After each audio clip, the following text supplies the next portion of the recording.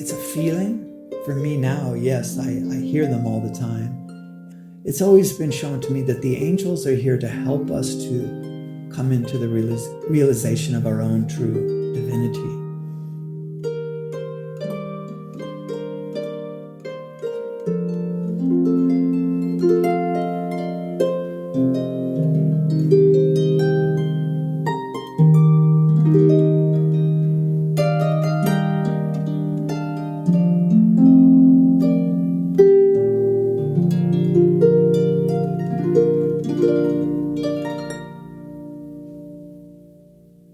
Yeah.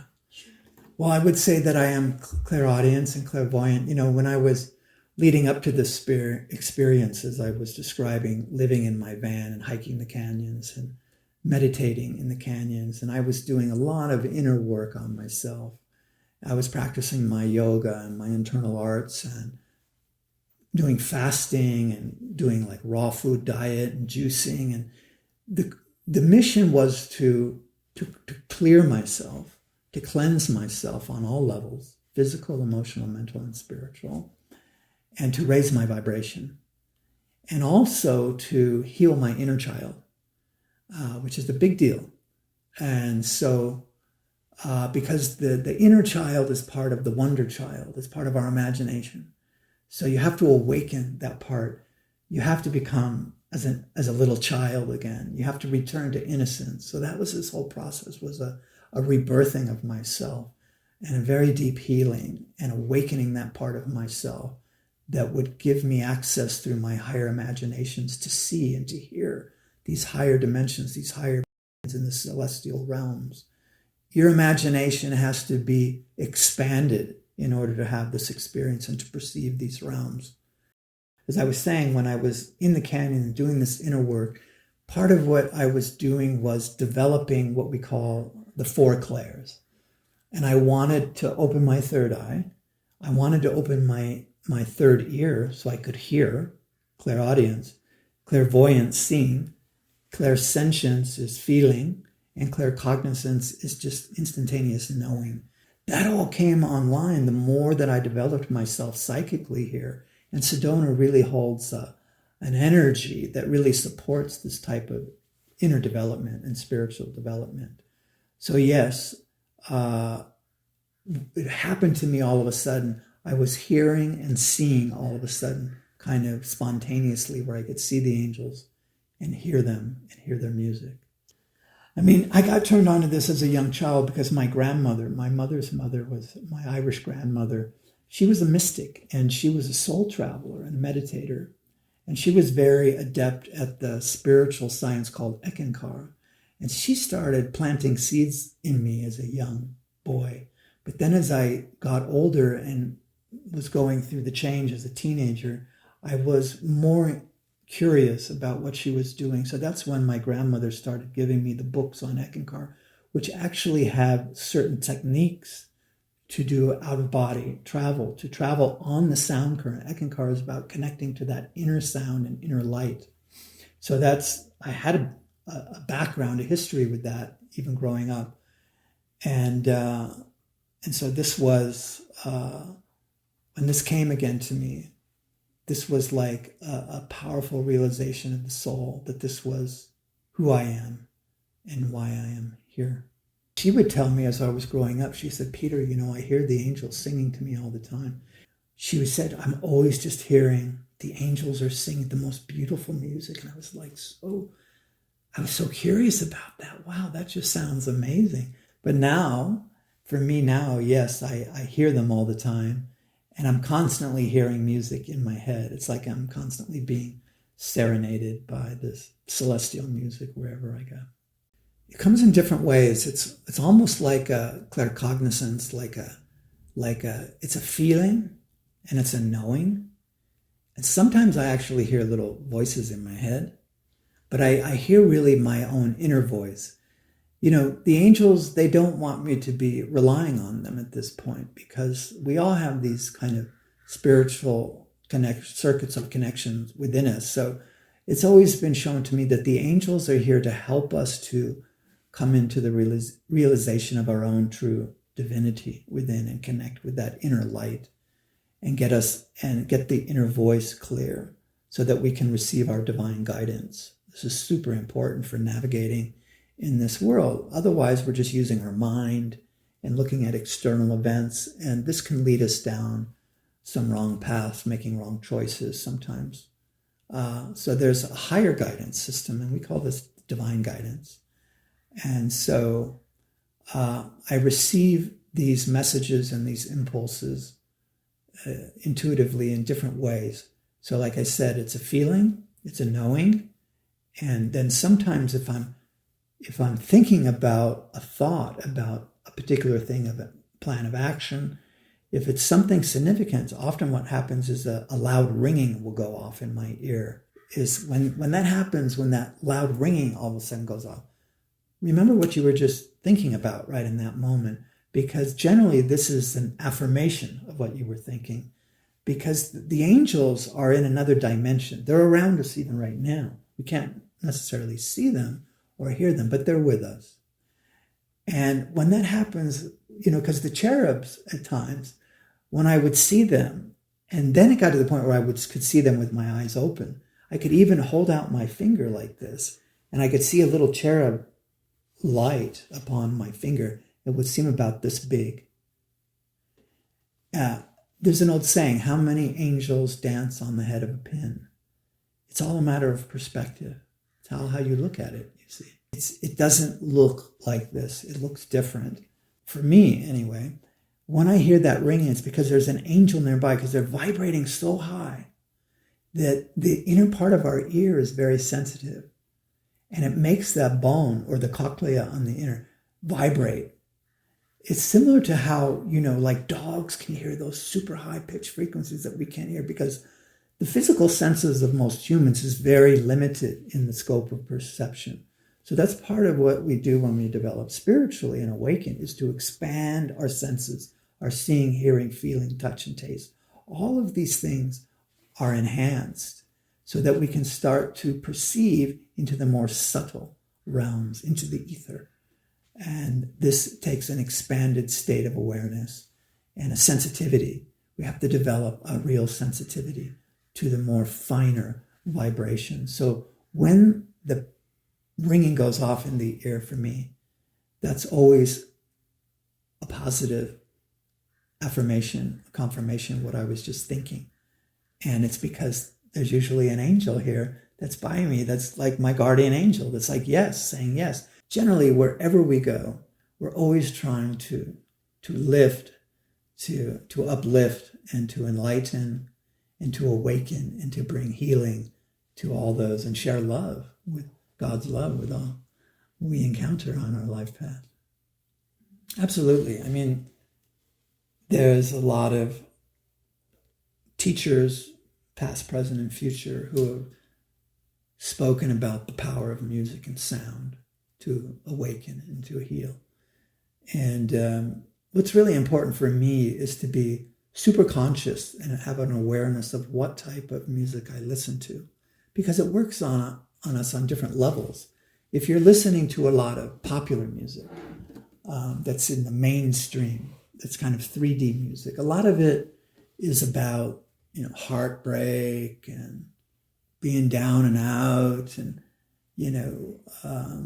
and I try not to and certain kind of codependent tendencies and relationship lyrics of songs, I don't want to plug into that mindset, that belief system about how things are through popular music.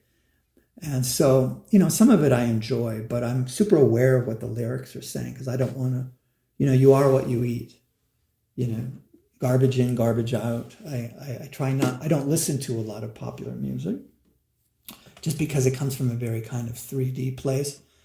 More and more artists are feeling inspired to infuse their lyrics and music with spiritual quality, of course, more and more. But that's been always something for me that And when I got into my own music, I really stopped listening to most popular music because I was so enraptured and engrossed with what was coming through for me, because there's nothing better than listening to your own music that's in tune with your and comes from your own heart and soul. And so been fully immersed in that. And I love listening to classical music, like of the masters, like, Mozart, Beethoven, Bach, Wagner. These were very inspired artists who brought through this music several hundred years ago. And it had that type of music, the great masterworks of classical music, because it's instrumental. And that's what I do. I do instrumental music. And I use a lot of symphonic orchestral textures and sounds in my compositions, in my productions. I love that big sound. But I love listening to the masterworks, and I go to Symphony Hall and listen to the orchestra and the symphony perform from time to time. So that's really my main musical realm in which I live. Well, Hearing the Angels Sing, and the subtitle is A True Story of Angelic Assistance. So it's really my story. And as I put in the preface of the book, it's not just my story, but this is all of our stories, because when we embark on the spiritual path of awakening and we endeavor to awaken to our true divinity, it's kind of it's what you might call the hero's journey, where we go into the unknown to discover who we really are. And a lot of times it doesn't make sense, and it can be very irrational at times. But the book tells my journey, which really touches on a lot of archetypal qualities and experiences that we all have when we go down this path. And so I state that from the very beginning. But it's my personal journey. And then the main focus is on how I awoke and expanded my awareness to have these visions, to have these impressions come to me, and to have this kind of divine revelation that came into my life, and how I did it, techniques I learned. I talk about how I connected with the angels and certain things I did. So I know people have found this very helpful on their own journey, is to do some of the things that I did. And that's why the angels wanted me to write it. This book was part of my soul contract. And it was something that I knew I was going to write right from the very start of playing the harp and connecting with the angels. They also told me there will be a book about this at some point.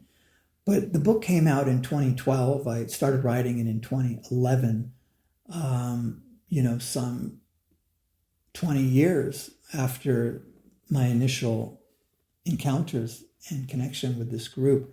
And I had a journal that I kept for about 20 years of notes of all specific things, because I knew I would forget. So I was guided, keep a journal, you're going to need it at some point. And then it got to the point where I knew I had to get the book out, especially with 2012 coming, because there was a lot of uncertainty of what the world might be like after that. So I knew that I had to finish this book before the end of the Mayan calendar. And that's what I did. And it came out, and it was, when the book was finished, I was like, and I worked with an editor for a year, refining the book and polishing all the chapters and putting in dialogue with characters and things like that to bring it to life. And when it was done and I had the manuscript, I was like, okay, who am I going to give this book to? And I thought of the big publishers, but there was always this publisher in my mind. It was Light Technology in Sedona. And so that was the first publisher that I reached out with. And I called Melody and I said, I have this book. And she said, well, send it over. And then she got back to me and she said, this is a beautiful book. We would love to have your book. And they said, this is the cleanest manuscript we've ever received. Because normally they have to go in and tweak it, do some editing and whatnot. But they didn't. They didn't have to do that at all. It was ready to go. Well, I would say that music is such an important influence in our life. And some people think, oh, maybe I'm not musical. Maybe I don't have any talent. But that's not true. We all have music inside. We can all play music. So what's so great about the harp, for instance, this is just a bunch of strings, one after the other. It's so much easier than guitar, because guitar you have to bend your fingers in all these very uncomfortable positions to get the tone. But this, just even doing this is so soothing. And just, you can just create little melodies and just noodle around. So pretty, and that is just so soothing to the soul. What I would suggest for those that want to explore sound in music, the harp is a wonderful instrument. And you can find little ones on the internet for as little as $400 that you can have a lot of enjoyment with. And then what I think is also really nice is to open up your throat chakra and bring your voice out and begin to sing, like,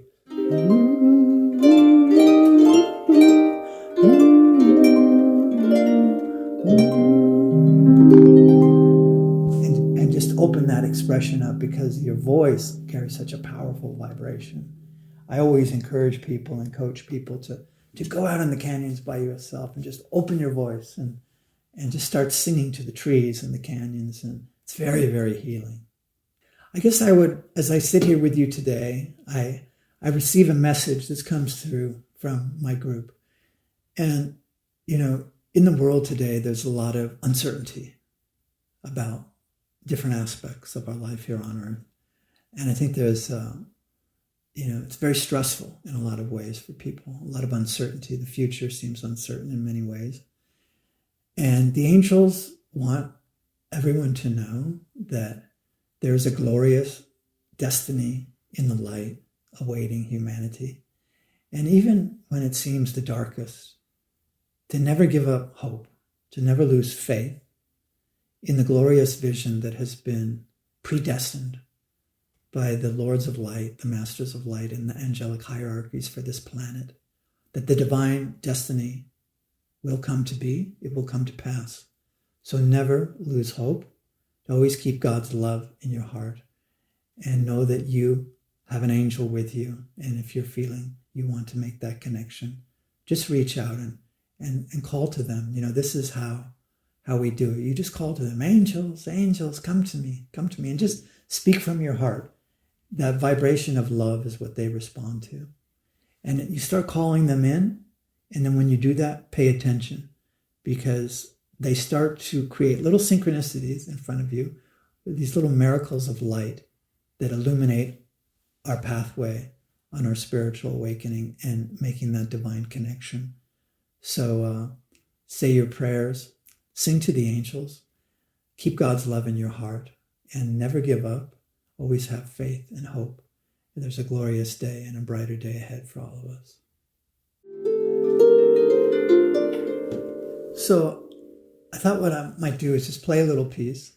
And for our listeners today, that, if you'd like to connect with your guardian angel and make a connection with the angels, what I'm hearing now is that as I play, the angels are going to open a portal of light to the higher celestial angelic realms.